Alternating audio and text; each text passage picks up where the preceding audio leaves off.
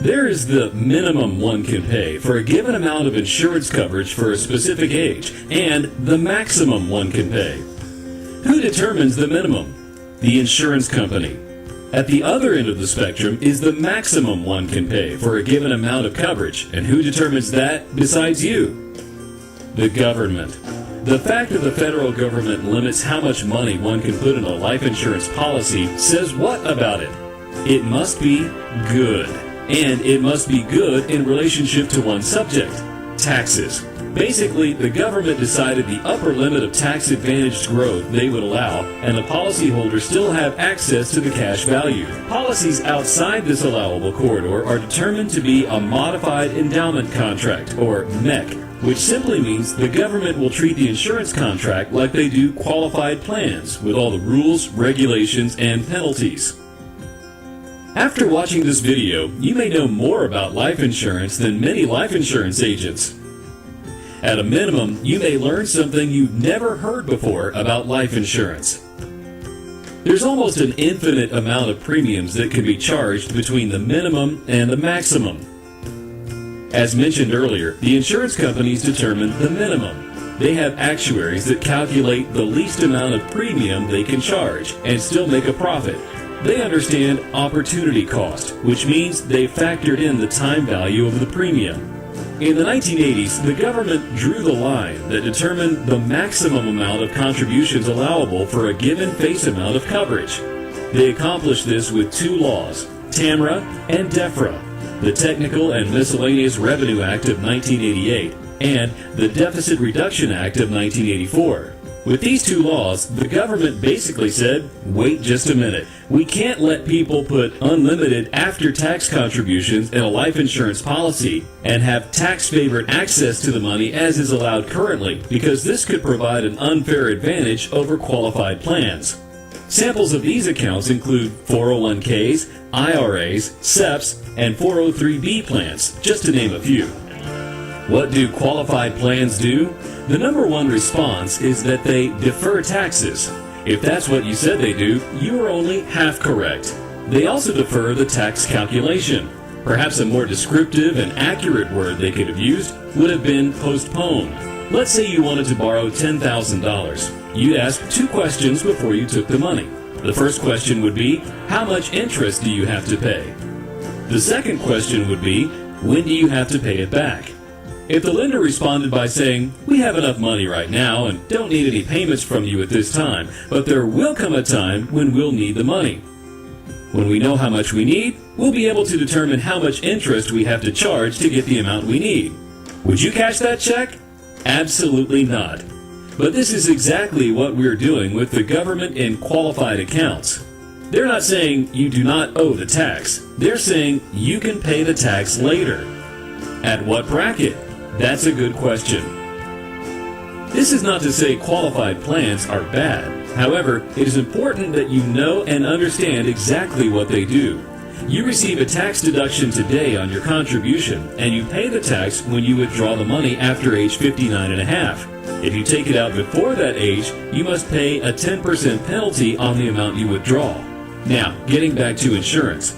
Let's assume you could pay $500 for $500,000 of insurance coverage, or you could pay $10,000. Which would you choose?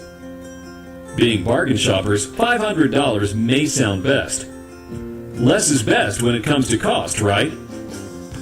Let's say the $500 represents the lowest premium one can pay for $500,000 of coverage at a given age. The lowest premium is known as term insurance. It provides one benefit, death benefit. This type of coverage is called term insurance and offers protection for the least expensive initial cost. The best day financially to own term insurance is which day? If you guessed the day you die, you weren't even close. The best day financially to own a term life insurance policy is the first day. That's right, it's the first day you buy it. Had you purchased the policy today, received company approval, signed the delivery receipt, paid the first premium, and died on the way home from your agent's office, you cannot get better than that. To calculate the rate of return on such an event would be next to impossible. Granted, it would be hard to get people to sign up for this type of financial windfall, but you understand the point. If the best day to own a term policy is the first day, it means that every day you own it, it becomes worth less and less, costing you more and more. When determining the cost of term insurance, one must also factor in the opportunity cost of owning this product. Remember, the cost is not just the amount you paid in premiums, but what those dollars could have earned had you not bought the coverage and taken the risk yourself, which we are not suggesting you do. Penn State University completed a study in 1993 on term insurance policies where they discovered that more than 90% of all term policies are terminated or converted, 45% within the first year and 72% within the first 3 years. Less than one policy in 10 survives the period for which it is written. After 15 to 20 years of exposure, less than 1% of all term policies are still in force, and only 1% of all term insurance resulted in death claims. What does this mean? It means with term insurance, you'll most likely pay more than you receive. For an insurance company to suggest you contribute $10,000 to a policy with initial value at death that could get you for $500, they'd have to come up with some serious benefits. Agreed? So let's forget about insurance for just a minute and talk about benefits. In any vehicle one would use to accumulate money over time, a major desire would be to maximize benefits, in addition to achieving an acceptable rate of return. If you could wave a magic wand, what benefits would you desire? Would you like the money in the account to grow tax-deferred as opposed to taxable? Would you want tax-free distributions? Would you want a competitive rate of return? Would you like to be able to make large contributions if you had the ability? Would you like additional benefits? Self-completion, disability protection, protection from creditors? Would you want it to provide collateral opportunities? Would you want the money to be safe? Would you want no loss provisions, meaning you can't lose it? Would you want guaranteed loan options, so you can't be denied access to your money? How about unstructured loan payments, where you determine the payment schedule? Would you want liquidity, use, and control of your money? Would you like your contributions to be deductible? You would want the maximum amount of benefits possible. There is only one product that currently offers the majority of the benefits on the list, and it's permanent life insurance. However, not just any type of contract will do. Life insurance policies that are minimally funded only provide minimum levels of benefits. Remember, the government drew the line that determined the maximum amount of contributions allowable for a given face amount of coverage.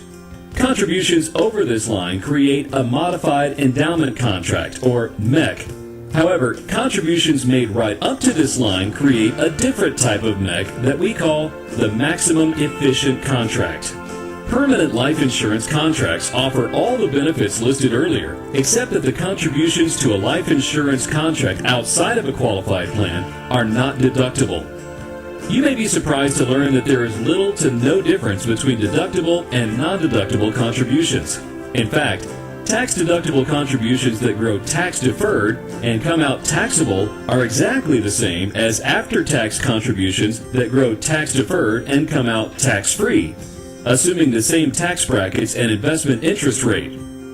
What you should understand is that as you move from the highest possible premium to the lowest, the value of the benefits decrease. The higher the premium, the higher the level of each benefit received, until you reach the MEC line. Up to that line, but not over, is the position that provides the greatest amount of benefits a life insurance contract has to offer, while still allowing liquidity, use, and control of your money. There are circumstances where death protection and a low level premium is desirable. In this situation, or when coverage is needed for a short period of time, term coverage may be the best immediate temporary solution. If, however, you're looking for a place to accumulate money that provides the maximum level of benefits, permanent life insurance can be a solid choice. Currently, we know of no other financial product that offers these same benefits at the same level of contribution. Insurance companies limit the amount of death protection one can purchase, known as the face amount, based on present age, mortality costs, current assets, and income. The government set the MEC guideline to limit the amount of contributions allowable in the form of premium payments that still give the policyholder access to the cash value on a tax-favored basis. How much insurance should you have? Most of us assume this is a needs discussion. The discussion is really about wants, not needs. There's no one wise enough to determine what one needs, since the very thought of need represents the least amount. A least analysis approach would be to assume that if one purchased the least amount of coverage and died, the amount received would be adequate. It would be hard to find anyone who has been successful at anything who began by calculating the least they had to do to make it. Life insurance should be considered a want product. You decide what you want to happen. Then it can be determined how much coverage it will take to provide the protection you want. Life insurance can provide the immediate funds to provide the money to make sure that what you want to happen will happen in the event of your death, and additional benefits as well as access to your money while you're living. Make sure your policy will ensure that what you want to happen will happen.